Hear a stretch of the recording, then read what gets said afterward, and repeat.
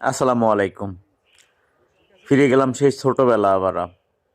কোন এক কারণে গিয়েছিলাম, তো যেয়ে দেখলাম এখানে যে বাচ্চারা এভাবে সরপা পুড়িয়ে বাজি ফুটানোর চেষ্টা করতেছে, এভাবে ঘুরিয়ে ঘুরিয়ে। তো ছোটবেলায় অনেক বাজি ফুটাইছি এভাবে।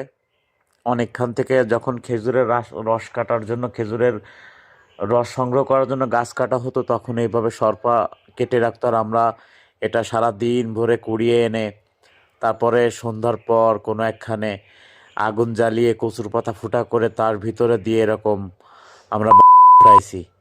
এ এক অপরূপ অনুভূতি, এক অপরূপ সৌন্দর্য। আমরা আসলে এটা বলে ভাষায় প্রকাশ করা যাবে না। যারা 90 দশকের পোলাপান বা 90 দশকের বাচ্চারা, তারা বুঝবে এই আনন্দ, এই অনুভূতির আসলে কেমন মজা।